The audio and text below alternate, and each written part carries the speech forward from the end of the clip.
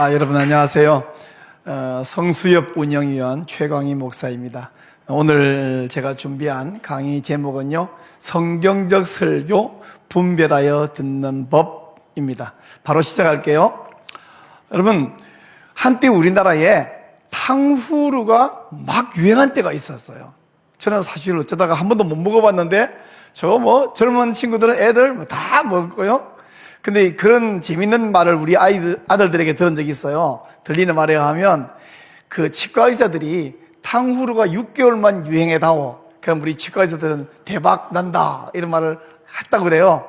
근데 또 제가 SNS 보니까 어떤 어머니가 자기 치과 의사인데 자기 딸이 자기에게 탕후루를 만들어 달라 그래서 아쭈 요것 봐라, 내가 치과 의사인데 이런 말도 하다니, 이렇게 하는 것도 본 적이 있는데, 그러다가 정부에서 탕후루는 먹지 마세요, 이런 금지 명령을 내린 것을 없는 걸로 저는 기억하는데, 어느 날 탕후루가 갑자기 싹 사라졌어요. 탕후루 SNS도 안 올라오고 뉴스도 안 올라오고. 자, 그러면 왜 탕후루가 갑자기 유행을 했고 왜 탕후루가 사라져버렸냐? 정부가 방침을 정해서 이걸 먹어라 하든지 먹지 말라고 말한 적이 없습니다. 근데 어느 날 유행했다가 어느 날 사라진 것은, 사람들이 이걸 좋아해서 예쁘잖아요. 달짝하고 맛있잖아요. 막 먹으니까 탕후루 가게가 생기고 집에서도 만들다가 화상 입는다고 그러고, 그다음 어느 날 사람들이 슬그머니 안 먹기 시작하니까 이게 쑥 사라져 버렸단 말이죠. 제가 왜 설교와 강의를 하러 나와서 탕후루 이야기냐면, 오늘 이 탕후루 이야기에 저의 설교의 모든 것이 담겨 있습니다. 무슨 얘기냐 그러면, 좋은 설교자를 만드는 책임은 청중에게 있기 때문이에요. 명창과 귀명창이란 말을 아시죠? 명창이 있으면 그 명창이 만들어지기 위해서는 귀명창, 좋은 음악을 분별할 줄 알고 들을 줄 알고 칭찬하고 또 그것을 비평해주고 하는 귀명창이 있어야 명창이 생겨난다는 것입니다. 아까 좀 전에 탕후루 얘기도 했습니다마는, 식당이 막 번성하는 것은 그 음식을 좋아하는 사람들이 많고 찾아오기 때문이에요. 요즘 우리나라에 카페가 굉장히 많은데, 카페가 많은 이유는 하나밖에 없습니다. 옛날처럼 지금도 여전히 그 코리아노라고 부르는 믹스 커피는 유행하지만, 아메리카노 너무 좋아하니까 거기다가 각종 해서 많이 오니까 카페는 점점 많아지는 것이고, 만약에 어느 날 사람들이 어느 날 커피를 안 먹기 시작하면 카페에서 슬그머니 사라지겠죠. 이 이야기는 교회도 마찬가지고 설교도 마찬가지입니다. 어느 교회가 10명, 100명, 1000명, 10,000명으로 늘어난 이유는 목사님이 훌륭해서? 맞지만 사실은 목사가 훌륭하다, 안 훌륭하다고 누가 판단하냐면, 성도들이 그 교회 좋다고, 그 교회 뭐가 좋냐 했더니 그 교회에 파이프 보러 가있다 이렇게 모이는 건 본 적이 없어요. 그 교회 주차장이 넓어 이래서 모이는 게 아니에요. 저 산골짜기 있어도 그 교회 목사님의 설교가 좋대. 그래서 막 산으로 몰려가는 것입니다. 좀 부정적인 이야기입니다만은 이단이 망하지 않고 번성합니다.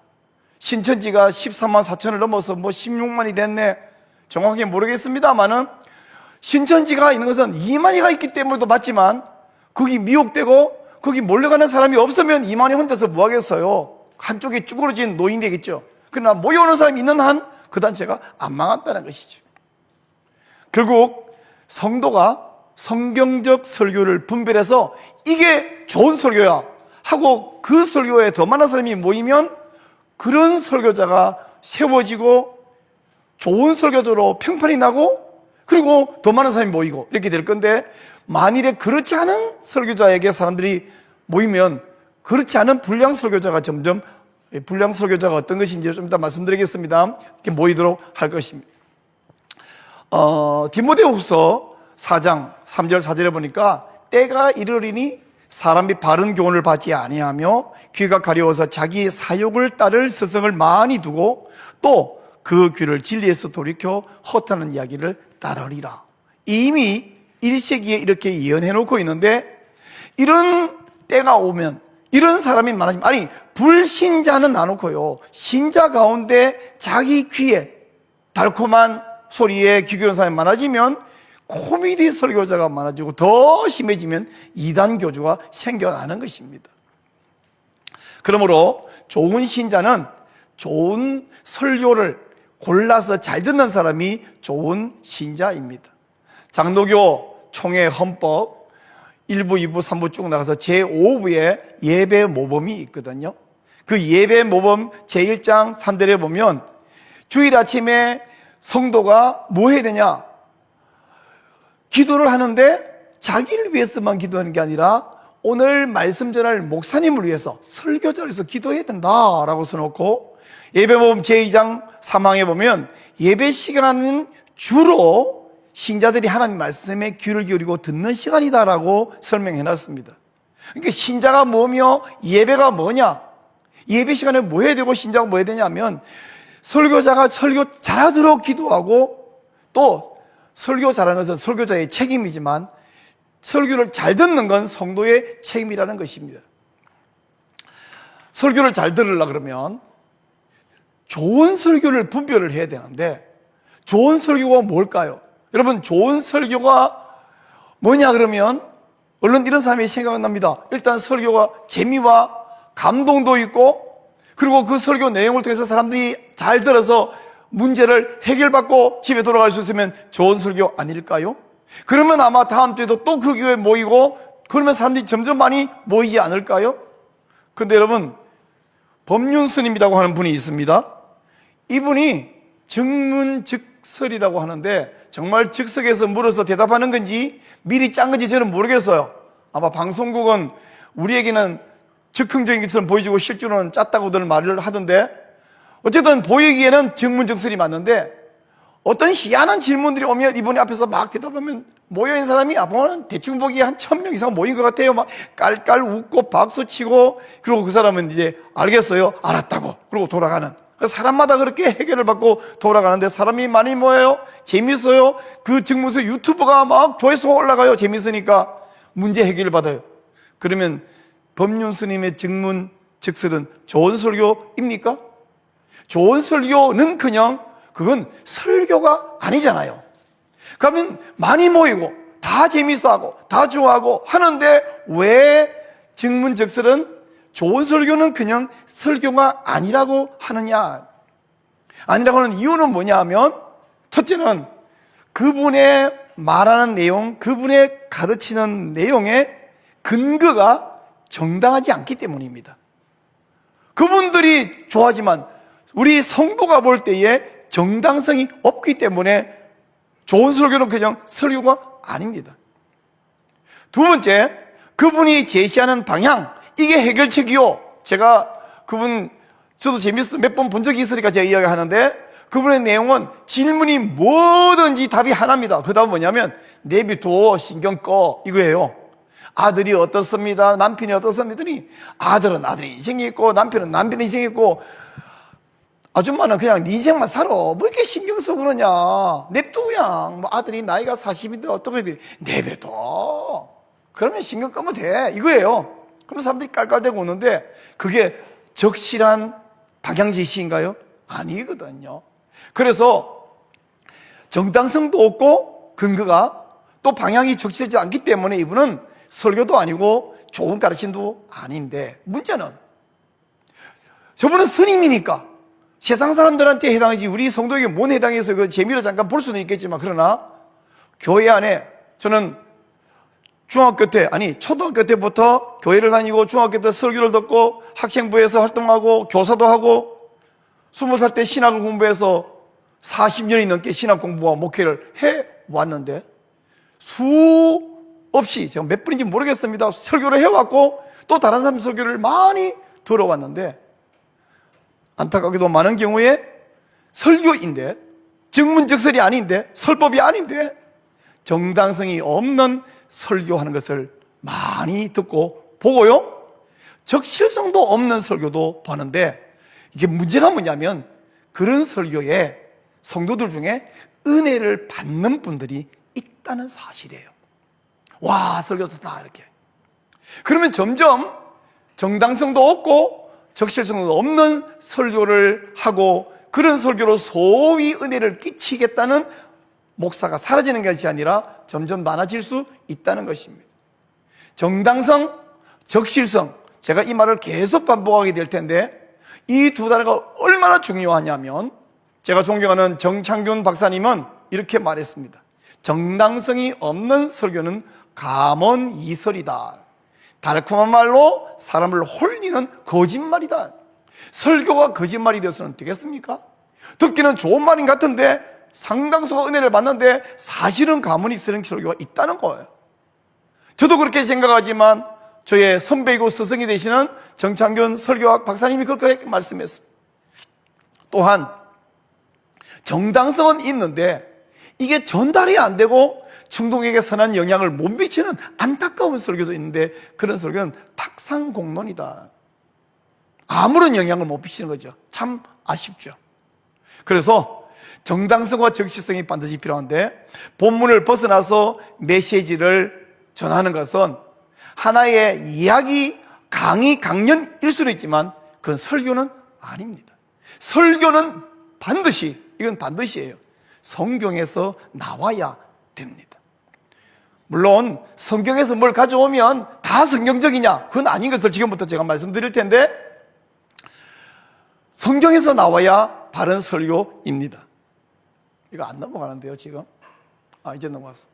자, 어떤 설교는 성경을 오용, misuse, 남용, abuse, 불용, 노유주하는 설교가 현장 강단에 있습니다. 오용이란 말은 뭐냐면 성경을 잘못 이해했어요. 틀리게 이해했어요. 그리고는 그걸 막 설교하는데 제가 80년대에 신학교 다니면서 설교와 관련된 책을 읽다가 80년대까지 벌써 수십 년 됐잖아요. 아직도 잊어버리지 않은 한 구절이 있습니다. 그건 뭐냐면 잘못된 성경 해석을 통한 은혜로운 설교라는 표현이에요. 자기는 성경을 잘못 해석했는데 설교는 얼마나 은혜스럽게 잘하는지 그 경우에는 그분의 말주변이 아직 뛰어난 건데 그 말주변은 축복이 아니라 저주예요. 누구에게? 본인에게 저주요, 청중에게 저주요, 한국교회 저주가 되겠죠. 성경을 잘못 해석해서 아주 유창하게 떠들면 그거 진짜 독입니다. 남용은 뭐냐면 몰라서가 아니라 알만한 사람이 의도적으로 성경을 비틀어서 너 이 말 해! 이게 그 말 하는 게 아닌데 자기가 하고 싶은 말을 이 성경에 강요를 하는 거예요. 남용. 그러니까 불용은 뭐냐면 아예 성경 본문을 안 읽고 설교를 하거나 본문이 없이 아니면 성경 본문을 언급은 해놓고 거기 단어 하나를 끄집어내고 그 단어를 밟고 스프링보드로 점핑보드로 쓰는 거예요. 저는 이렇게 배웠습니다.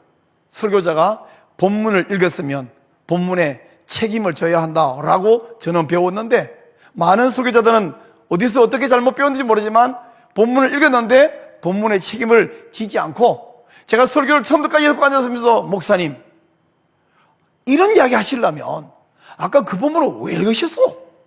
왜 그 이야기를 읽어놓고 이야기하시는 겁니까?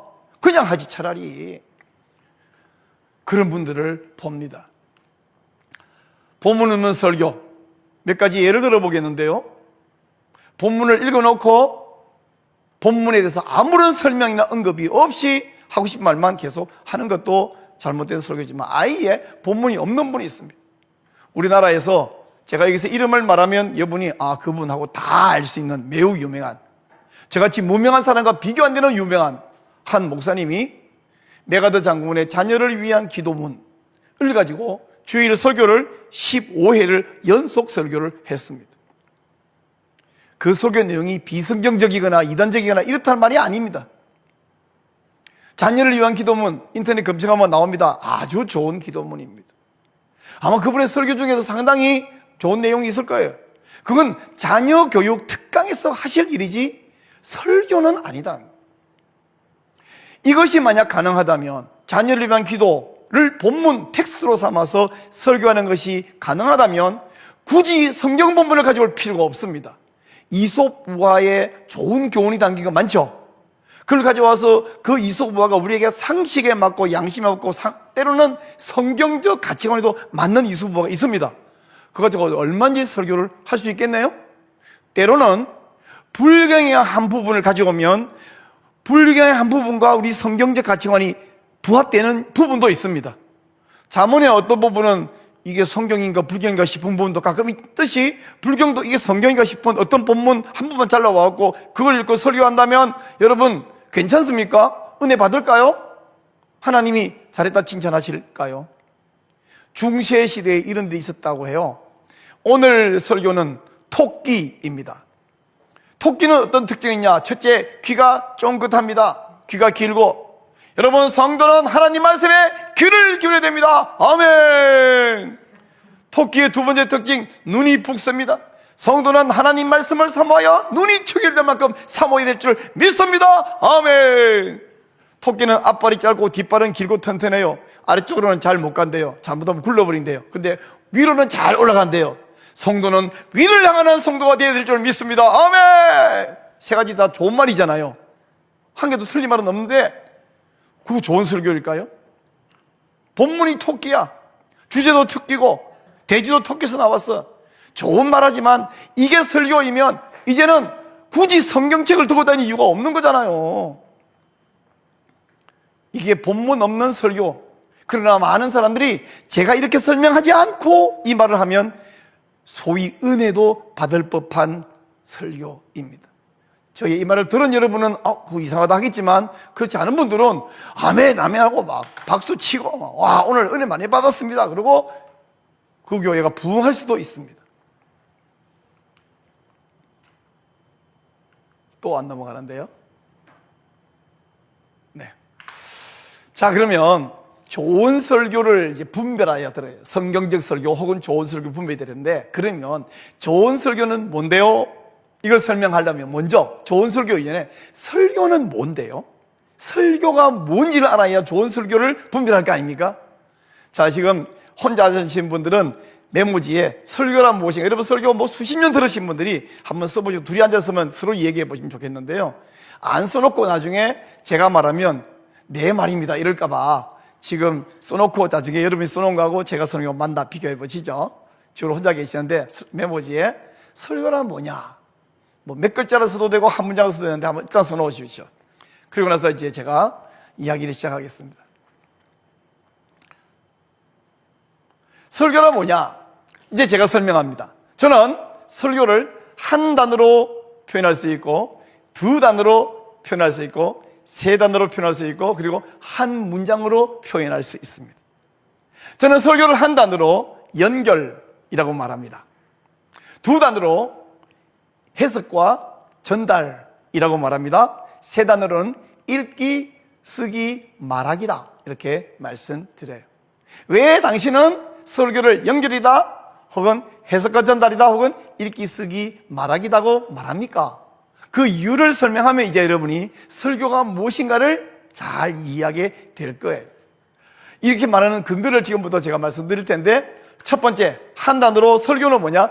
연결인데, 무엇을 연결하냐면 성경 본문과 청중을 연결해 주는 것이 설교라고 말씀드릴 수 있습니다. 존 스토트가 설교는 다리 놓기다, 다리 건설이다 라고 말했거든요. 이 보여주는 그림은 광안대교 야경을 제가 직접 찍은 사진입니다. 광안 해변에서 앞에 있는 광안대교를 찍었는데요, 저 다리를 건설하고 나서 부산 도로가 얼마나 좋아졌고 얼마나 빨라졌는지 모르고, 그게 또 경치도 아주 좋거든요. 그래서 그 광안 해변에 그 카페 그 루프탑, 그분들 루프탑이 더 인기가 있었는데 저거 보려고 밤에. 자, 이 양쪽의 땅, 저쪽 해운대 쪽하고 이쪽 연결, 용호동 쪽 이렇게 연결하는 여기가 한쪽은 성적이고 한쪽은 청적이라고 생각한다면, 이걸 연결을 하려면 다리가 놓아져야 되는데 설교는 연결이라고 말할 수 있습니다. 근데 여러분, 연결이라고 말하는데 아무거나 연결하면 안 됩니다. 잘못된 틀린 연결이 있어요. 뭐냐면 지금 그림을 보시죠. 하나님과 청중을 연결한, 이거 잘못됐다 하니까 잘못됐는데 뭐가 잘못됐죠? 아니, 하나님과 청중을 연결하는 게 왜 틀렸나요? 그거 연결해야 되는 거 아니에요? 맞는 것 같죠? 이게 맞으면 큰일 납니다. 왜 큰일 날까? 내가 하나님을 청중에게 소개를 해주려면 내가 하나님을 알아야 되잖아요. 그럼 내가 하나님을 어떻게 알아요? 방법이 한 개밖에 없겠네요. 계시를 받아야 되겠네요. 내가 기도하거나 꿈을 꿔서 계시를 받은 그 내용이 청중에게 하나님을 소개하는 것이 된다면 내가 성경이 되는 것입니다. 내 말, 내 경험, 내 느낌이 성경과 동일한 권위를 가지게 됩니다. 이렇게 냅두면 이단이 발생하죠. 신비주의자 이단이 발생해요. 내 생각과 성경이 동일하다. 성경에서 더하거나 덜하거나 가감을 하는 자는 지옥의 형벌을 주겠다고 요한계시록이 말했는데 성경 플러스 내 생각, 내 느낌, 내 체험을, 그래서 하나님과 성경을 연결하는 사람들이 있고요, 이렇게 말하는 사람이 훨씬 권위를 가지고 그 앞에 돈도 갖다 바쳐가면서 충성을 다하는 사람이 우리나라 안에 많고 전 세계에 있습니다. 저같이 나는 하나님 직통 계시 안 받아요 라고 말하는 사람은 저 사람은 별로 권위가 없나 보다. 그러면 이걸 막게 하려면 어떻게 되느냐 하면 이 방법입니다. 내가 직통 계시를 받는 것이 아니라 나는 하나님을 전하되 성경 통해서 성경이 말하는 하나님만 청중에게 말해줘야 되는 것이죠. 결국에는 나는 하나님과 청중을 연결하는 것이 아니라 성경, 여러분 성경은 말씀이잖아요.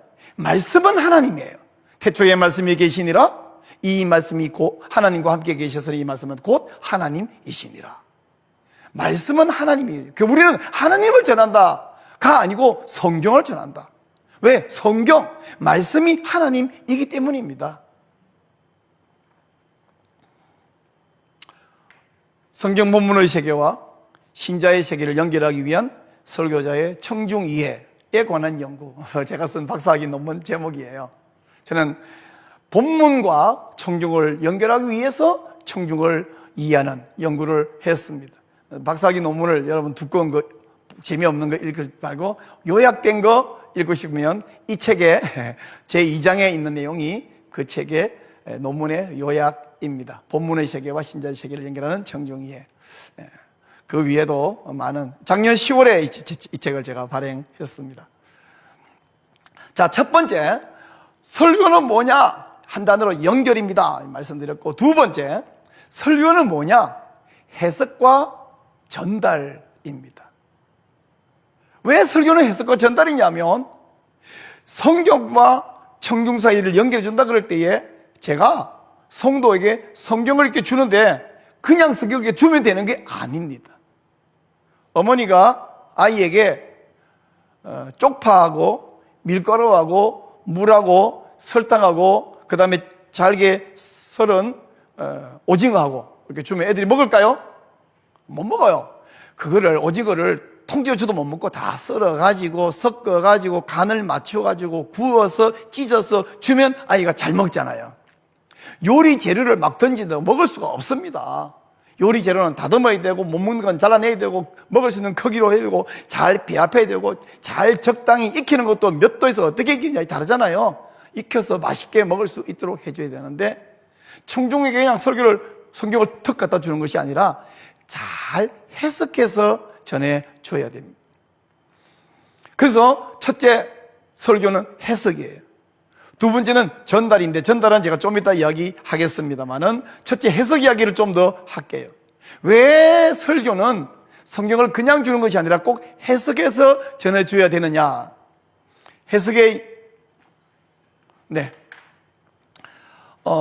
아까 제가 광안대교 사진 보여드렸잖아요. 근데 그 광안대교 자세히 보면요, 그냥 연결되어 있는 것이 아니라 이 긴 다리를 위에서 이렇게 연결하는 이 끈을 잡고 있는 저런 형식의 다리를 현수교라고 하죠. 현수교의 중요한 거 두 개는 튼튼하고 크고 높은 다리가 두 개 있어야 됩니다. 그리고 그 다리를 근거로, 그 다리 빨에다가 근거로 그 거대한 노프를 걸고 쇠 와이어를 걸고 거기다가 다리를 이렇게 매달아 놨거든요. 그러기 위해서 저 다리 두 개가 있어야 됩니다. 성경과 청중을 연결하는 이 설교에 있어서 다리가 연결이라고 하면 그 연결에는 두 개의 튼튼한 다리빨이 있어야 되는데 한 기둥의 이름은 해석이고요, 다른 한 기둥의 이름은 전달이라고 하는 겁니다. 그리고 이 해석이라고 하는 이 기둥은 바닷물에 떠 있는 게 아닙니다. 바닷속 깊이 앵커를 받고 거기다가 콘크리트를 부어서 튼튼한 기초를 만들고 그 기초 위에 이 기둥이 두 개가 서 있는 건데요. 그 기초의 이름이 하나는 정당성이라는 기초고요. 또 하나의 기초 이름은 적실성이라는 기초입니다. 그 정당성이라는 기초 위에 서 있는 기둥 이름이 해석이고 적실성이라는 기초 위에 서 있는 기둥 이름이 전달이라는 거예요. 그래서 해석은 정당하게 해야 됩니다.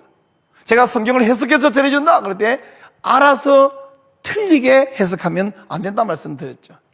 전달도 막 전달해놓고 어떤 분은 이렇게 말해요. 우물이 깊다 말하지 말고 두레박 끈을 늘어뜨려. 이건 뭐예요? 내가 쑥떡같이 말해도 네가 찰떡같이 알아들으면 돼. 그게 될 겸만 앉아있습니까? 내가 설교하고 말지. 어쨌든 듣겠다고 배우겠다고 하는데 대충 말하니까 알아서 알아들어라. 은혜가 안 되면 네가 스스로 은혜를 받아라. 이런 말은 있을 수가 없는 것처럼 해석은 정당하게 하고 전달은 적실하게 해야 됩니다. 해석을 왜 해야 되냐 그러면요, 또 안 넘어가는데요. 네. 왜 성경은 해석해서 전해드리냐고 하면 성경은 가장 가까운 곳이 1900년, 가장 먼 것은 3500년의 우리와의 시간적 간격이 있습니다. 장소적으로는 여기서부터 비행기 타고 한 12시간 날아가야 돼요. 이 지구 이게 24시간 간격으로 볼 때 한 6시간 차이 나는 중동 지방, 거기서 벌어진 사건이에요. 게다가 시간과 장소가 다르니까 문화와 풍습과 생활 방식과 이해도가 굉장히 많이 다릅니다. 성경은 2000년, 3500년 그 시대에 기록됐고요, 중동 지방을 근거로 배경으로 기록되었습니다. 그래서 우리가 가끔씩 그 현장에서 예수님과 혹은 그 전에 구약시대 사람들이 어떻게 살았으며 이 말은 어떤 문화 배경 현장에서 나온 것인가, 이걸 이제 알아보기 위해서 현장에 가기도 하잖아요. 그걸 보고 사람들을 많이 끌어모으기 위해서 성지 순례라 이렇게 이름을 붙이기도 하는데 그건 저는 좋은 이름이라고 생각하지 않습니다. 우리는 성지 순례라는 게 아니라 성경 본문이 발생한 현장을 탐사, 학습하러 가는 것일 뿐이라고 저는 생각합니다. 그리고 그 시대는 어떤 문화가 있었느냐, 생활 방식이 있었냐. 여러분, 우리나라에는요, 어디나 물이 있습니다. 뭐 산골짜기도 물이 있고, 제가 어릴 때는 낙동강물을 손으로 이렇게 움켜서 막 먹었어요, 강물을. 그런데 이스라엘에는 물이 없잖아요. 적어도 4월부터 10월까지 비가 아예 안 옵니다. 그런 지방, 특별히 광야에서는 물 한 잔이 생명이거든요. 이런 배경에서 소자에게 물 한 그릇 대접하는 것이, 이렇게 말할 때 물 한 그릇 대접갖고 뭐 이렇게 예수님은 귀하게 중요하게 그거 뭐 나를 대접하는 거, 예수님 대접하는 거 쉽네. 물 한 그릇이 나는 뭐 2리터 갖다 드릴 수 있는데 이해가 안 되지 않습니까? 한 가지 예를 든다면 그러고요. 그래서 그 시대에 2000년 전, 3000년 전, 또 그 장소에서 그런 문화 배경에서 그 사람들은 이 말씀을 어떻게 이해했는가를 우리도 먼저 이해를 해야 오늘 우리에게 뭘 말씀하는가 알 수 있거든요.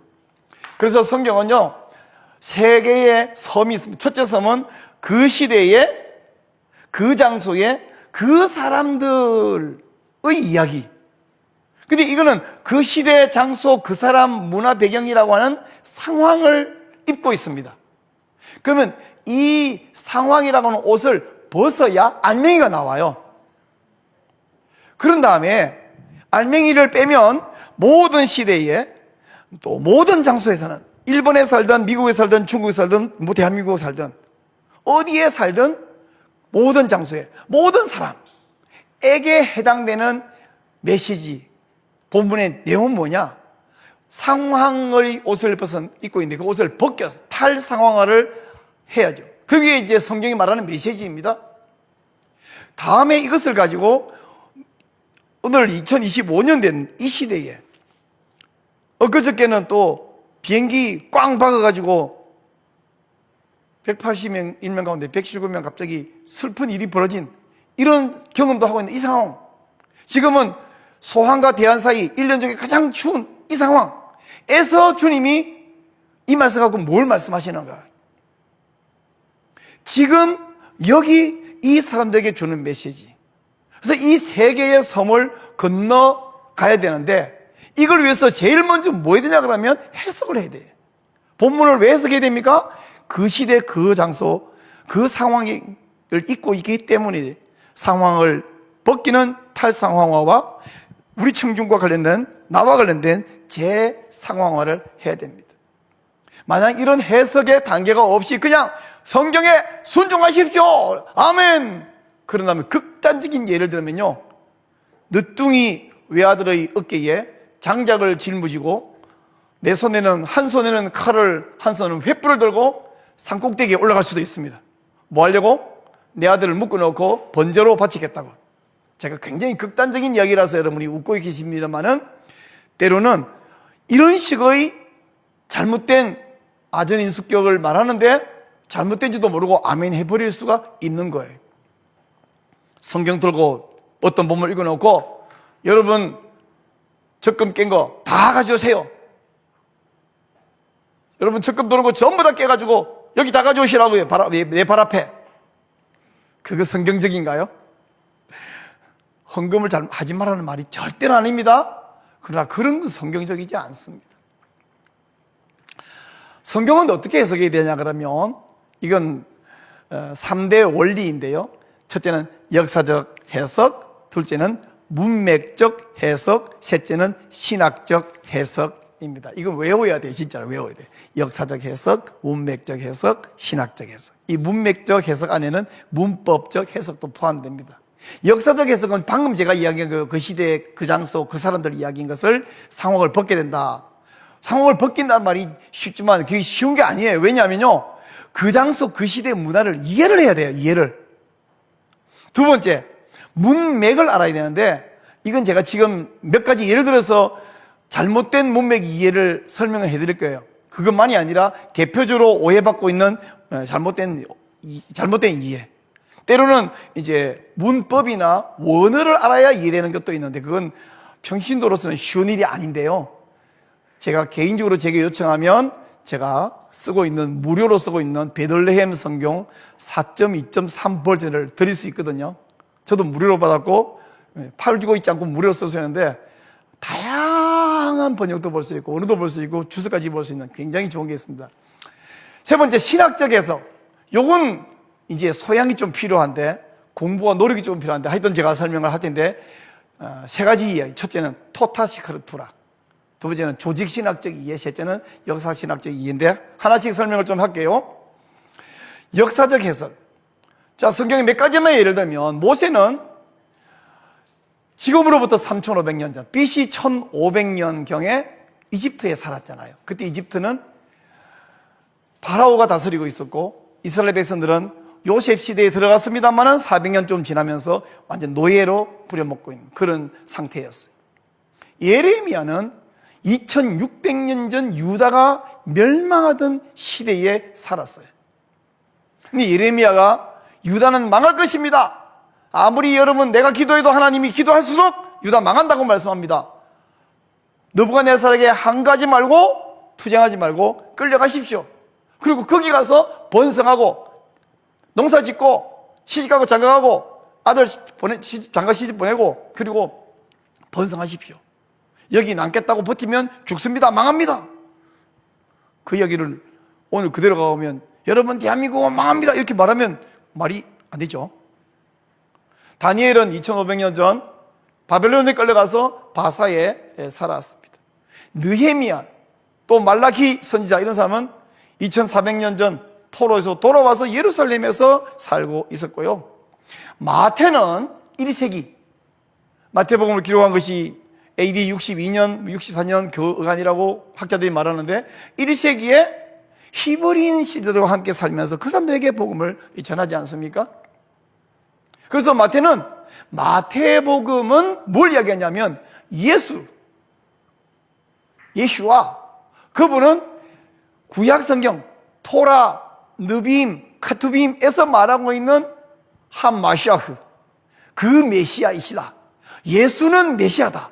이걸 열심히 이야기하는데 히브리인이 아닌 이방인 같으면 이야기를 하면 무슨 말인데요? 그래서 어쨌다고 이렇게 될 건데 히브리인에게 이야기를 하고 있는 거예요. 그래서 마태복음을 이해할 때는 그냥 복음으로도 이해하지만 마태는 지금 유대인, 히브리인 신자에게 예수님이 성경이 말하는, 구약 성경이 말하는 그 메시아라는 사실을 열심히 설명하고 있구나. 그걸 알고 그러면 우리는 여기서 어떤 메시지를 받을 것인가 이해를 해야 되겠죠. 요한은 1세기에 살던 헬라 문화권에서, 헬라 문화권 중에서 이 플라톤의 제자들이 만들어 놓은 거짓말, 영지주의라는 잘못된 이단들에게 아주 일침을 가하는 이야기를 하고 있죠. 그죠? 이런 시대, 장소, 문화를 이해해야 되는 거예요. 역사적 해석입니다. 그런가 하면 문맥적 해석, 문장이 포함되고 단어가 포함된 그 전체 맥락이 뭘 말하고 있는가를 이해하려면요, 굳이 히브리어, 헬라어 몰라도 돼요. 영어 몰라도 그냥 한글을 정상적으로 읽고 이해할 수 있으면 이 말은 이런 뜻이지 그런 뜻이 아닌데 이게 너무 잘 보이는데, 아니 히브리, 헬라어 몰라서 그런 건 괜찮아요. 그런데 세상에 한글만 읽으면 되는데 그걸 거짓말하는 사람이 너무 많아요. 제가 고등학교 다닐 때부터 막 금식도 하고 기도도 하고 이렇게 하는데 어느 금식 기도원 입구에 가니까 현수막에 크게 이렇게 썼어요. 하나님은 금식을 기뻐하십니다. 이사야 58장 6절. 제가 여기 이사야 58장 6절 써놨잖아요. 하나님 이렇게 말해요. 앞뒤 문맥 자르고 이것만 말하면, 내가 기뻐하는 금식은 흉악의 결발을 풀어주며 멍에의 줄을 끌어주며 압제당한 자를 자유하게 하며 모든 멍에를 끊는 것이 아니겠느냐, 이렇게 말할 때에 내가 기뻐하는 금식만 잘라내면 하나님은 금식을 기뻐하신다 이렇게 되는데, 저 말은요, 유대인들은 1년에 4번을 금식하거든요. 그 4번에 가서 4끼를 말하는 게 아니라 4일을 말합니다. 언제? 오늘 해질 때부터 내일 해질 때까지가 하루예요. 그렇게 금식하는 거예요. 근데 그 4번을 금식하는데 금식을, 밥을 안 먹으면 그게 하나님이 말하는 금식이 아니라 그건 굶식이에요. 굶식. 밥만 안 먹는 거는.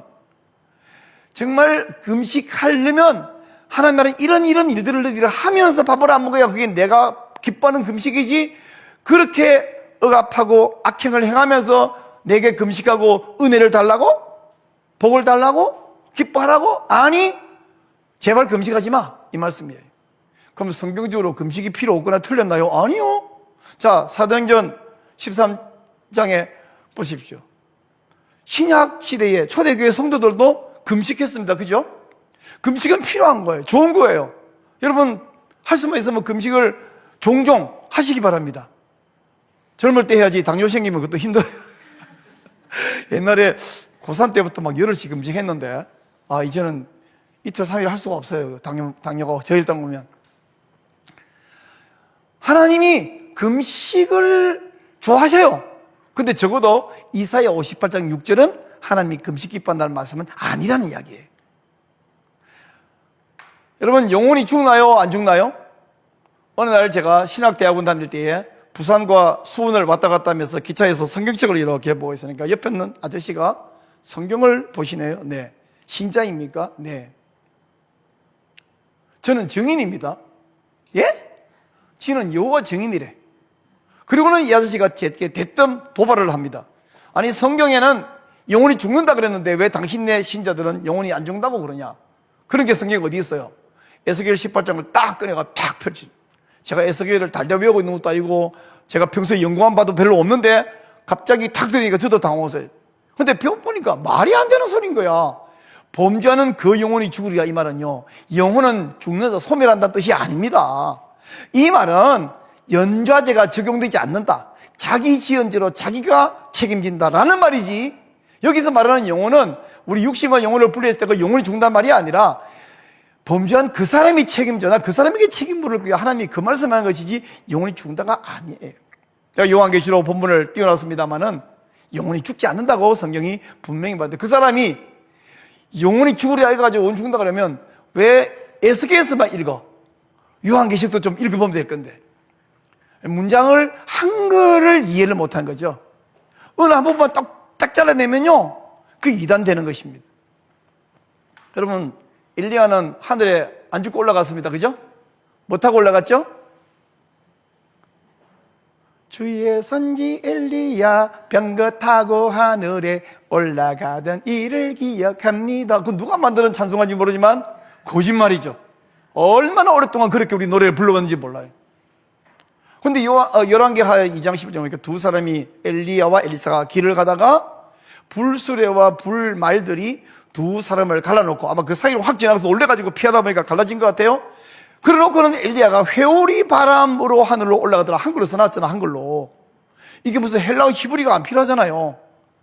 근데 이걸 보고 왜 병거 타고 올라갔다고? 이건 문맥도 필요 없어. 그냥 한글 찾아보면 돼. 굉장히 오랫동안 속아왔는데, 세례요한은 뭐 입고 살았죠? 제가 직접 어떤 목사님이 설교하는 것을 들으면서 제가 마음으로부터 굉장히 분노했습니다. 왜 분노하냐면 이렇게 말하는 거예요. 엘리야가 낙타 트롯을 입고 요즘으로 말하면 무스탕을 입은 거예요. 무스탕을. 그리고 메뚜기와 석청, 그 석청이 얼마나 비싼 거고 귀한 건데 아주 건강에 좋은 자연식만 먹었다고. 무식한 거예요. 무식한 거. 무식해갖고 완전히 세례 요한을 지금 모욕을 하고 있는 것입니다. 낙타 가죽옷 입었다고 성경이 말하지 않아요. 낙타털. 여러분, 양털, 염소털, 낙타털. 가장 좋은 옷감은 뭐예요? 양털이잖아요. 낙타털, 그 로프를 꼬는 그 거칠은 우리나라로 말하면 삼배 같은 거야. 그거 입었는데 고급 무쌍 입었다고? 저기 말하는 석청은 저 산 가파지는 돌에 있는 벌꿀, 그거 아니에요. 대추여자 바위틈에 떨어져 있는 거 그거 끄집어내갖고 겨우 그 연명하듯이 이렇게 살았다는 것인데, 어디 성경이 가죽옷 입었다 그래? 털옷 입었다 그러지. 열왕기하에서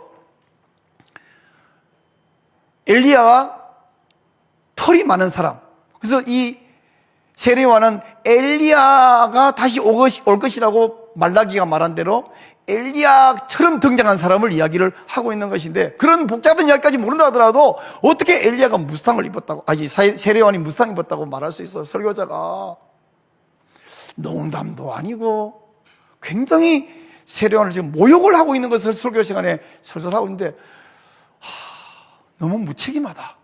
저는 막 은혜되고 그런 건 나눴고요, 그런 거짓말로 성도들을 앞에 가면서 성경을 모욕하고 세례를 모욕하면 얘가 은혜를 받기는 그냥 막 속에서 분노를 하는데 앉아서 깔깔대고 웃고 있는 거야. 재밌다고. 그게 재밌습니까? 자기 아버지를 막 욕하면 재밌습니까? 예수님을 막 욕하면 재밌습니까? 분노해야지. 몰라서 그럴 수도 있겠네요. 동방박사 몇 사람이죠? 동방박사 세 사람 귀한 예물 가지고, 뭐 세 사람이든 다섯 사람이든 그 크게 구원받을 지장은 없는데, 기왕이면 맞게 해야지. 성경은 어디에 세 사람이라고 말해요? 그냥 세 가지 예물을 드렸다고 하는데, 세 가지 예물을 각각 하나씩 해서 세 사람일 수도 있겠는데 그럴 말은 없잖아요. 그러니까 오늘날 찬송가 바꿔져 있죠. 동방에서 박사도 이렇게 바꿔놨는데요, 지금은 찬송가 바꿔져 있는데 옛날에는 다 그렇게 돼 있었어요. 왜 찬송가가 성경을 왜곡하며 왜 설교자가 성경을 왜곡하느냐고요. 이건 어찌 보면 그거 틀렸다고 구원을 못 받는 건 아니겠으나 성경을 너무 가벼이 본다는 것이죠. 십계라고는 영화가 있었어요. 모세가 바위 위에 올라가서 지팡이를 딱 잡고 손을 탁 하면 이 바다가 쫙 갈라져요. 성경적인가요? 분명히 성경은 말합니다. 동풍이 불었다고. 홍해의 서쪽에 모세와 이스라엘 백성들이 서 있고 바람은 동풍이 불었어요. 동풍이란 말은 동쪽에서 서쪽으로 부는 바람입니다. 밤입니다. 저쪽에서 이쪽으로 바람이 불면 여기는 해일이 나서 바다가 사람들을 막 삼키려고 그래요. 그리고 새벽에 밝은 데 보니까 저쪽에서 여기까지 바다가 다 갈라진 거야. 하나님이 때로 우리에게 심각한 문제, 고통, 기도 제목이 있을 때 하나님이 아무리 기도도 해결하지 않는데 왜 해결하지 않습니까? 하나님 고민하고 고통하고 있는데 어느 순간 햇빛이 쫙 비치다 보니까 저쪽에서까지 쫙 바다가 갈라진 것 같은 문제길이 눈앞에 짠 드러날 때 우리가 할렐루야 하지 않겠습니까? 그때 바다를 건너간 거죠. 어떻게 모세가 쫙 하니까 쫙 갈라졌어. 영화 감독은 그렇게 했다 할지라도 영화 보면서 저 성경적이지 않네 이래야지, 그걸 와갖고 여러분 목사가 설교 시간에 모세가 지팡이를 들이 바다가 쫙, 그래도 말하면 안 되죠. 목사는 조심할 필요가 좀 있습니다. 제가 12월 초쯤 되면 페이스북에다 올리고 카톡에 올리고 계속 올려요. 오래전부터 하고 있습니다. 근데 안 붙여요. 목사들이 예배당 입구에다가 크게 흐름하게 써놨습니다. 하늘의 영광, 땅에는 평화, 온 우리의 평화를. 제가 막 속에서 화가 나요. 왜요? 목사님 혼자 이렇게 화를 냅니까? 분이 많으시군요. 아니에요. 성경 어디를 봐도 하늘의 영광이라고 말하지 않습니다. 지극히 높은 것, 그 지극히 높은 것은 스카이도 아니고요, 스페이스도 아니고요, 유대인들이 생각할 때 3층 천이잖아요. 여기 새가 나르는 하늘이 1층 하늘이고, 저 해, 달, 별이 있는 곳은 2층 하늘이고, 그 위에 영적인 세계를 3층 하늘이라고 유대인들이 그렇게 생각했어요. 그게 실제냐 아니냐 보다 유대인이 그렇게 생각했으니까 사도 바울이 내가 3층 하늘에 올라갔다 내려왔다 라고 말하지 않습니까? 저기 지극히 높은 것은 그 3층 하늘을 말하는 거예요. 거기서는 하나님께 영광이고, 땅에서는 기뻐하심을 입은 자, 하나님의 은혜를 받아서 막힌 담이 허물어지고 하나님과 원수된 관계가 회복되었기 때문에 그런 성도에게 저 말하는 평화는 피스가 아니라 샬롬이 임했다. 굳이 저걸 줄이고 싶으면 하나님께 영광, 성도에게 평화 이렇게 줄여도 되는데, 어느 누가 시작했는지 모르지만 하지 말라고 틀렸다고 그렇게. 제가 한번 글을 쓰려면 한 50만 명씩 읽어주면 얼마나 좋겠어요. 페이스북에서, 카톡방에서 아무리 편하라도 또 하늘에는 영광, 땅에는 평화. 그러니까 어떤 굴비 장수 아저씨가 트럭에다가 써놨잖아요. 하늘엔 영광, 땅에는 굴비. 영광 굴비 장사가 그런 조롱을 당하잖아요.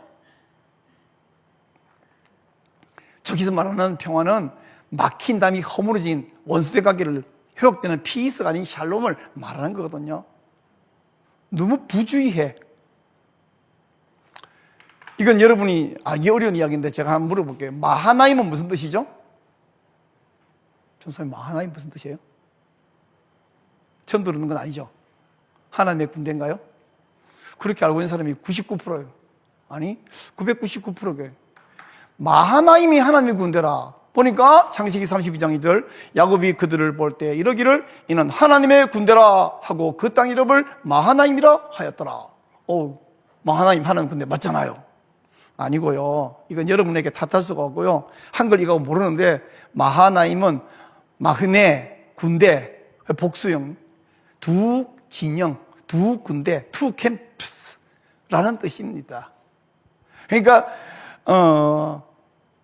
자기의 군대와 천사의 군대를 보고 두 군대라고 불렀는지, 천사가 자기 양쪽으로 호위했기 때문에 두 군대라고 불렀는지는 잘 알 수가 없지만, 하나님의 군대, 하나님의 군대가 왔다. 그리고 그 머무른 땅을 두 군대, 우리 군대와 저 하나님 군대를 뜻하는지, 하나님 군대가 두 군대인지 모르지만 그 땅 이름을 두 군대, 마하나임이라 불렀다. 마하나임은 하나님의 군대라고. 지금도 어느 교회 가면 틀림없이 어디 있을 거예요. 자기네 청년부 그 그룹 이름이 마하나임이다. 왜? 하나님 군대 이래가지고 엄청 거룩한 의미로 지었는데, 알고 보면 매우 곤란한 있습니다. 이건 여러분에게 책임 물을 수는 없어요. 제가 알려드리는 건데요. 이것 정도 알라 그러면 이제 아까 말한 제가 그 성경 프로그램만 써도 알 수 있는데, 자, 이렇게 문장을 가만히 들었다 보면 이게 이런 뜻인데, 그걸 왜곡해서 딴소리를 자꾸 하고 그게 이제 정설이 돼버린 거야. 한국 교회 정설이. 아무도 고민을 안 해. 고민 좀 해보시기, 목사, 설교자가 아닌 분들도 고민을 좀 해보시고, 설교자가 자꾸 틀린 소리 하면 책 좀 사다 좀 드리고, 기도도 해드리고, 하여간 맞는 설교, 얼마나 얼마나 재미있게 유창하게 하느냐, 선동을 잘하느냐, 그런 설교자 아멘 아멘 막 박수치고 듣지 말고 제발 맞는 설교하는 목사님을 귀히 여기시기를 여러분에게 부탁드립니다. 물론 설교자들은 제발 맞는 설교 좀 하시고요.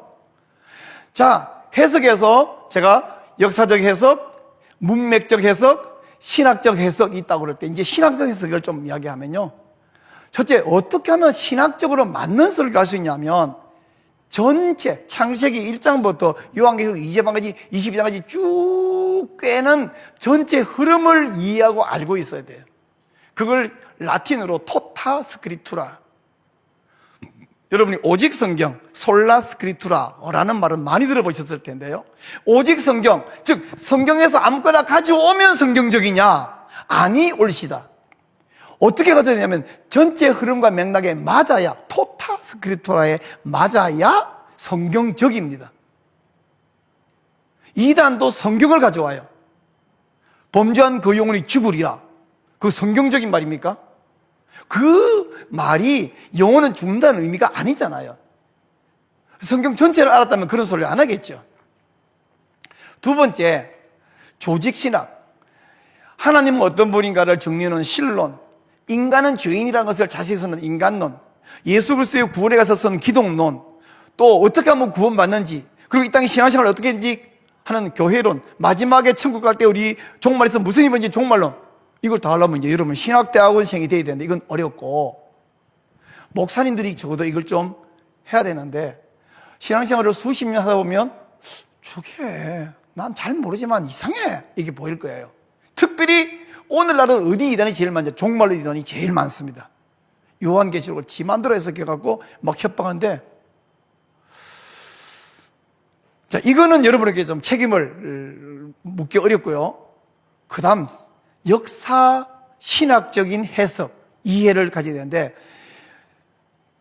1세기부터 지금까지 교회가 어떻게 흘러왔는지 교회 역사를 알아야 되는데, 왜 그러냐면 이단들은요, 제가 신학대학 다닐 때 한 교수님도 들은 말을 제가 지금도 기억합니다.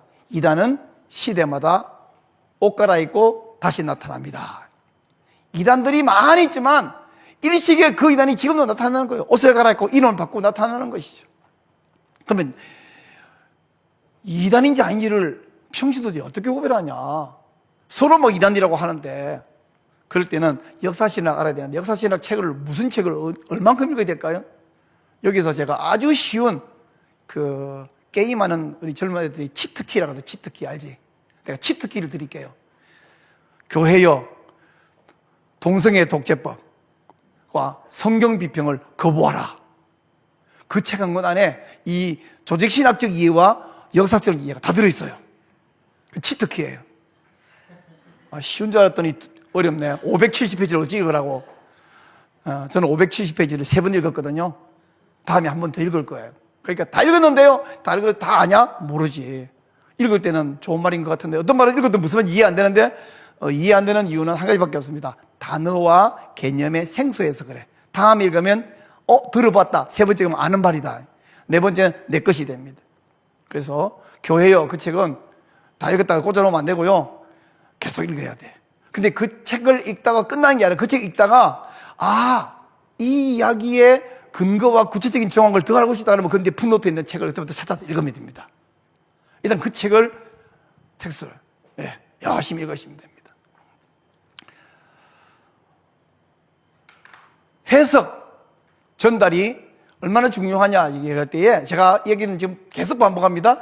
그 시대, 그 장소, 그 사람들의 이야기에서 상황을 벗겨 탈 상황에서 모든 시대, 모든 장소, 모든 사람에게 해당하는 메시지를 뽑아내어서 오늘 지금 이 장소, 이 사람들에게 해당되는 말을 옷을 다시 입혀 제 상황화해서 전해진다 그럴 때에, 성경은 그때 그 시대 그 장소에서 있던 이야기는 성경이 뭘 말하냐는 성경적 중심 사상이고요, 여기에서 이 핵심 메시지를 빼내면, 상황을 벗기면 이거 뭐냐면 신학의 중심 사상이 됩니다.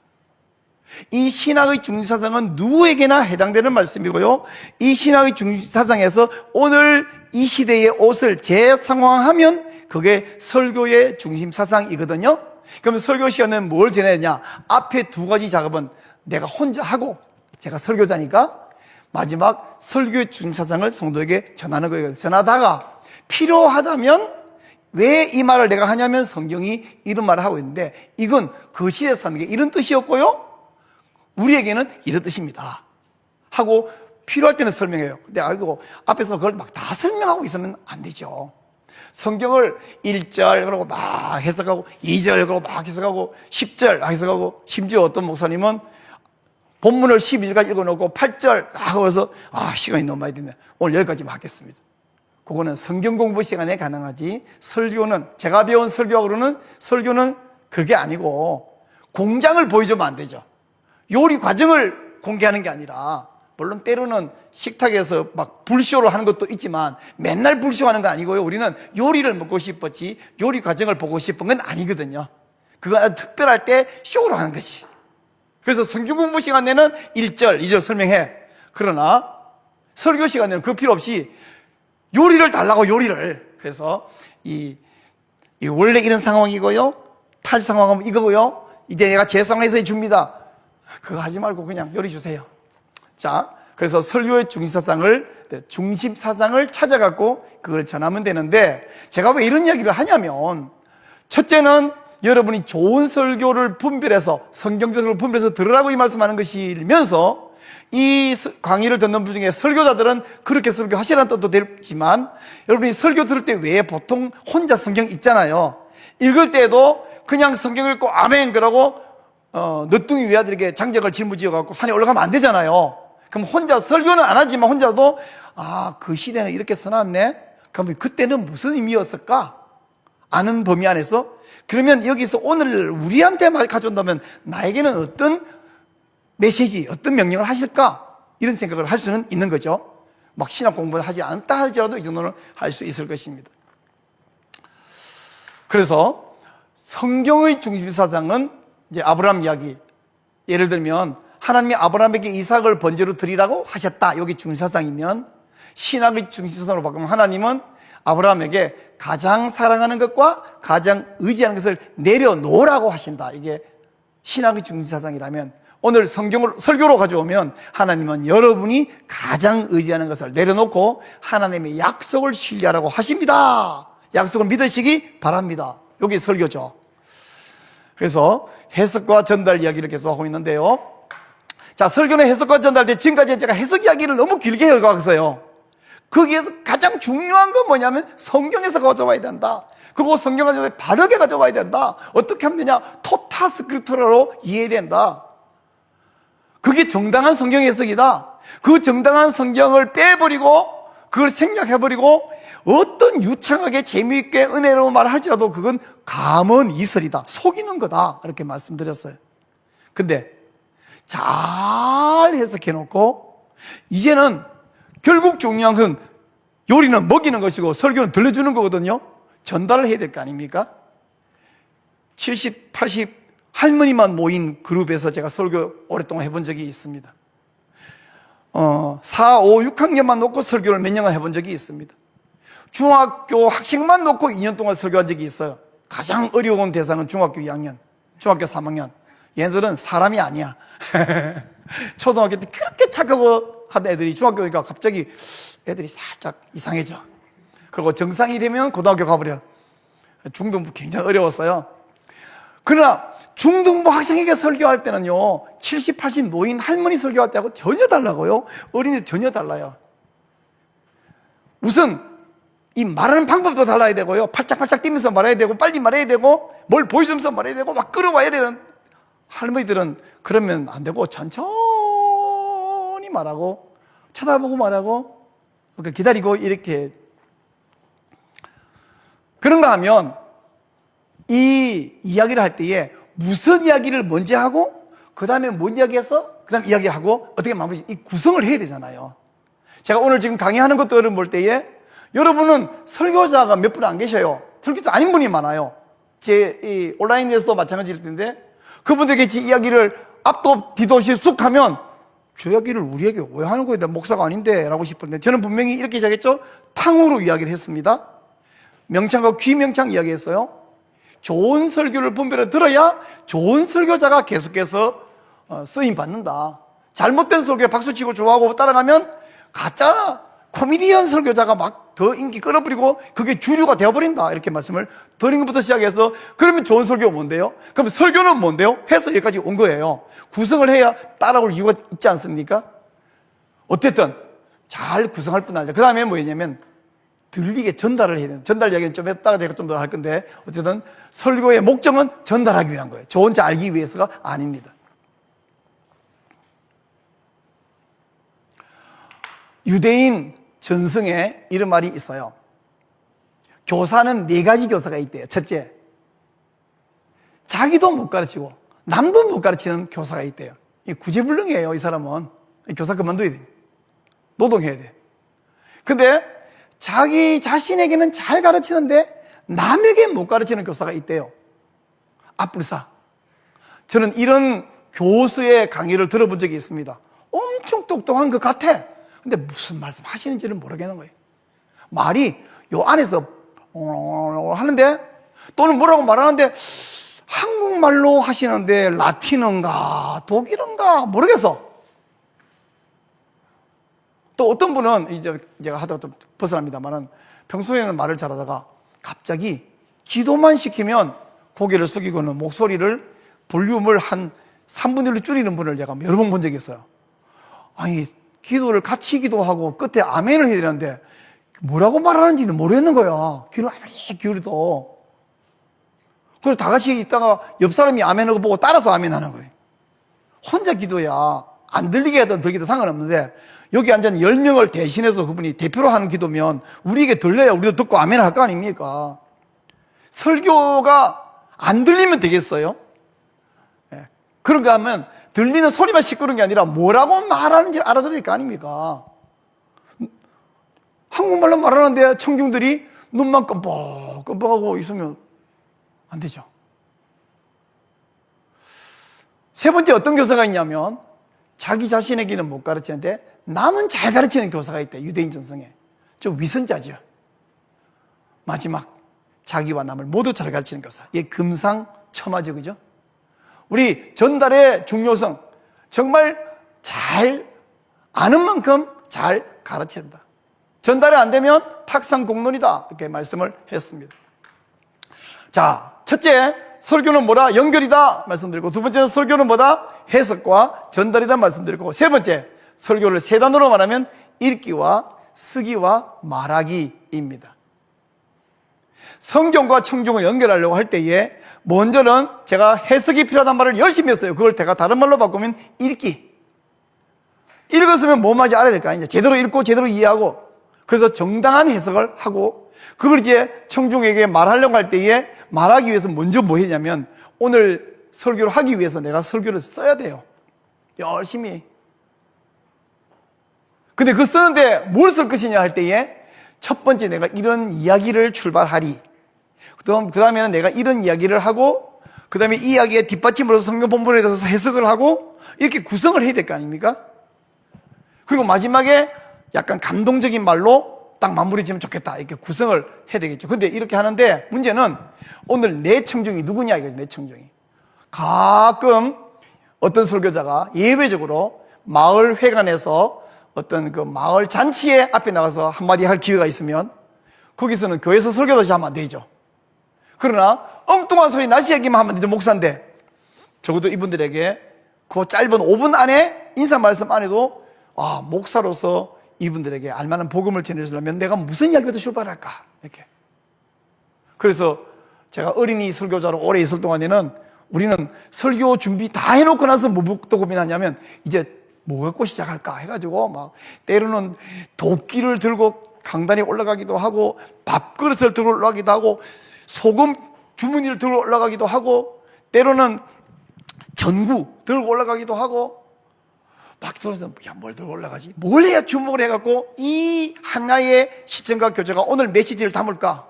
오늘 제가 탕후루를 보여준 것도 그 중에 한이에요. 저는 여러분 처음부터까지 탕후루만 기억하면 돼요. 그럼 제 모든 메시지가 탕후루는 왜 유행했냐? 탕후루는 왜 살았냐? 그 속에 다 들어있거든요.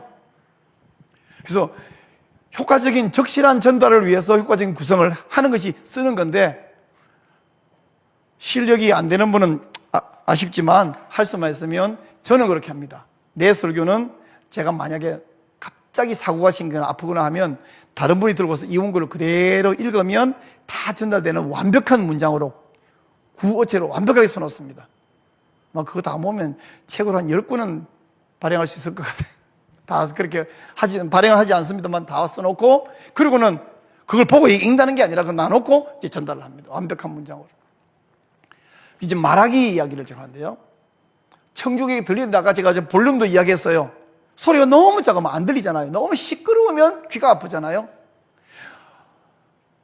어떤 사람들은 말이 너무 느려. 특별히 한 60세 넘어가면 아이고 나도 60이 넘었지만 당신 참 답답해 죽겠다 싶을 때가 있는데, 저희 친구 중에 중신대학 신학대학원에서 설교학을 전공한 박사가 있는데, 이분이 주제가 뭐냐면, 박사학위 논문 주제가 뭐냐면 유명한 설교자, 유명한 강사들의 그 연설을 가져다 놓고 1분 동안 몇 단어를 말하는지를 다 조사를 했어요. 뭐 오바마 말 잘하죠, 이런 분들도 하고. 그래서 했더니 결론이 뭐냐면 유명한 설교자, 유명한 강사의 스피치는 빠르다 이겁니다. 보통 사람들은 다 내가 말하는 것보다 듣는 귀가 빨라요. 그래서 빨리빨리 말씀하세요 이렇게 듣고 있는, 물론 굉장히 나이 많은 노인들은 그러면 안 되겠지만 대부분의 평균치는 사람들이 설교자, 연사가 말하는 것보다 듣는 속도가 빨라요. 그런데 그 속도를 내가 못 따라가면 그새 딴 생각합니다. 저는 혼자 착각인지 모르지만 사람들이 딴 생각하지 않도록 끌고 간다고 믿고 그렇게 노력하고 있는 중인데, 어쨌든 최대한 빨리 말해서 청중들이 다른 생각을 못하게 계속 끌고 가줘야 되고요. 또 하나는 이 시선이, 청중이 여기도 계시고 여기도 계시고 저기도 계시거든요. 이렇게 그래서 봐주면서 이야기해야 되는데, 제가 30대에 한 번은 대구에 갔는데 어느 교회 갔더니 예배당이 이렇게 생겼어. 여기도 청중이 있고 여기도 청중이 있는데, 그때는 정말 당황스러웠습니다. 여기도 있고 여기도 있으니까 저기만 있는 게 아니라, 하여간 가급적이면 최대한 아이 컨택을 잘 골고루 해야 되는데, 이게 초보자들은 어떻게 하냐면 이 원고만 보는 거야. 한참 보다가 아직도 청중들이 안 가고 계신가 싶어 한번 확인하고 또 한참 보고 그랬다. 그러면 청중들은 뭘 보냐면 여기만 보는 거죠.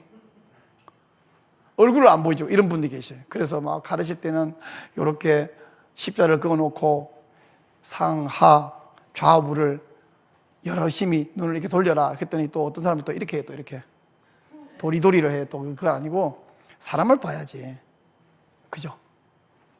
이런 더 중요할 뿐 아니라, 저는 갱상도 출신이잖아요. 갱상도 출신들이 이 발음을 못하는 게 몇 개가 있어요. 근데 잘 안 되면 어쨌거나 고치려고 노력은 해야 되는데, 경상도에서 목회하면 몰라. 그러나 경기도에서 목회하면 고치려고 애를 써야 되는데, 여기 와서 여전히 안 되는 발음으로 이렇게 살면 참 아쉽죠, 그죠? 예, 그분들은 막 예수님이 부활 성천하셨다 그러고 막 그러거든요.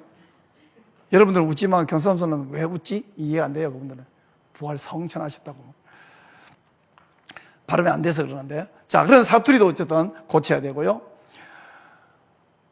청중에게 전달하는데, 자, 지금까지 제가 설교를 한 단어 연결, 두 단어 해석과 전달, 세 단어 읽기, 쓰기, 말하기다라고 말했는데, 이 모든 것을 종합해서 한 문장으로 요약하면 설교는 뭐냐? 설교는 정당성 있는 성경 해석으로부터 도출된 메시지를 수사학적인 목적에 따라 구성된 형식을 갖추어서 청중의 상황에 적실하게 전달해 주는 것이다. 그래서 설교는 해석을 정당하게 하고 구성을 제대로 하고 그리고 전달을 잘해주면 좋은 설교입니다. 그래서 이 세 가지를 잘하는 설교가 좋은 설교요, 성경적 설교입니다. 좋은 설교는 다시 말합니다만은 재미있고 감동이 있고, 그리고 앉은 사람들이 막 좋아해서 은혜를 받고 해결을 받고, 그래서 그게 회중이 점점 많아서 소위 성장을 하면 좋은 설교냐? 그러면 좋은 설교 아닙니까? 들어보세요. 성경적 설교를 분별하기 위해서는 제가 음식에 비유해서 이야기를 해볼게요. 맛있는 불량식품이 있고 건강한 음식이 있으면 어떤 걸 먹어야 되냐 하면, 여러분은 건강하고 맛있는 음식을 먹고 싶겠죠. 근데 맛있는 그리고 건강한 음식, 그건 뭐 금상첨화입니다. 근데 독이 들어있는 맛있는 음식, 그건 아주 위험한데요. 2단 정도 되겠죠. 저건 이제 5번은 논외로 치고 1번은 말할 필요 없이 너무 좋은 이야기인데, 4번 맛 없고 불량한 음식은 아무도 안 먹을 거니까 걱정이 없고요. 문제가 뭐냐면 2번, 3번이에요. 모두가 1번이면 얼마나 좋겠어요? 그럼 말할 끝이 없는데 2번과 3번이 분명히 있단 말이죠.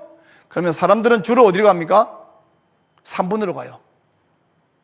그러나 1번이 아니라면 2번으로 가야지, 1번이 아니라면 3번으로 가는 경향이 있습니다. 그게 은혜를 받아버린 거죠.